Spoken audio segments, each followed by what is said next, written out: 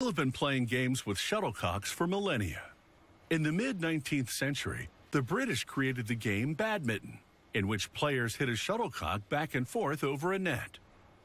Made of feathers and cork, the shuttlecock predates badminton by thousands of years.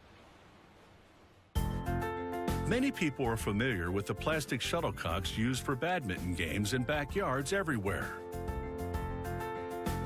But serious players use the original feathered shuttlecock. This facility uses duck feathers to build their shuttlecocks. Workers start by aligning them with the feather side up and storing them in cups in preparation for the next phase of production. Having the feathers aligned makes it easier for a worker to feed them one by one into a specialized sorting machine.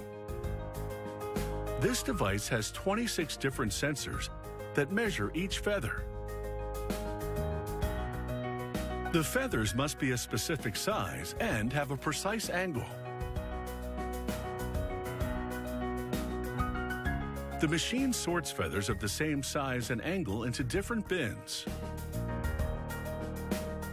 Sometimes the sensors are unable to measure certain feathers. Those feathers fall into a separate bin. A worker uses a special chart to measure them by hand.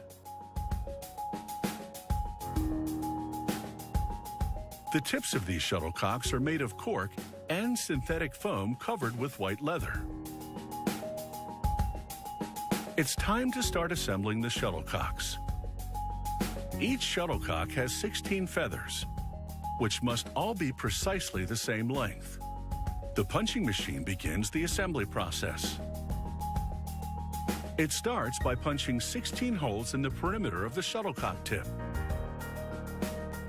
The worker feeding the feathers into the device must keep pace with the machine.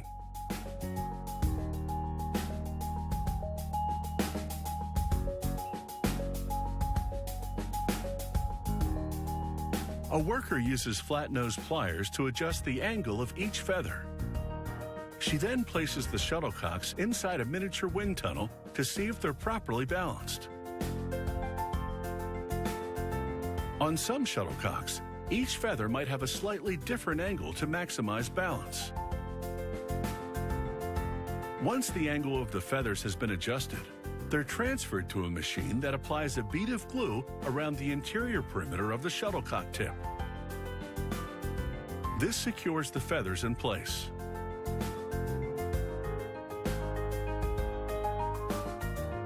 To further stabilize the feathers, workers place them in a specialized sewing machine that binds them securely together with 2 rows of thread. The threads stitch each feather to the next. This process strengthens the shuttlecocks, helping them maintain their shape even when they're getting slammed back and forth over a net.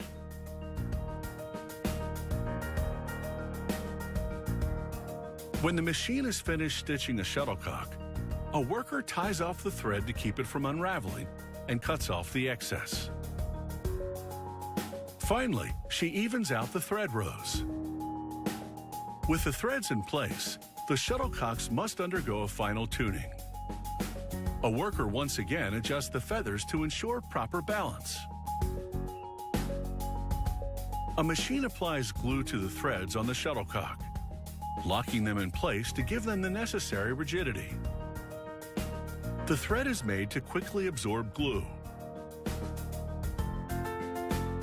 A worker applies a green strip, which indicates a slow-speed shuttlecock. Medium-speed shuttlecocks get a blue strip, fast ones are red.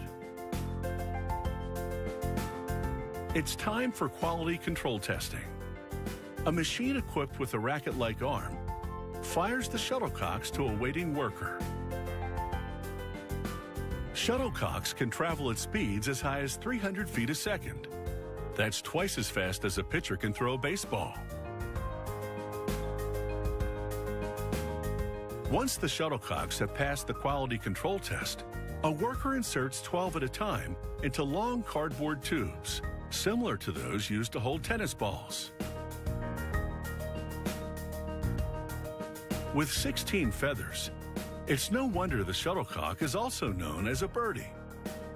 These high-quality products are ready to fly.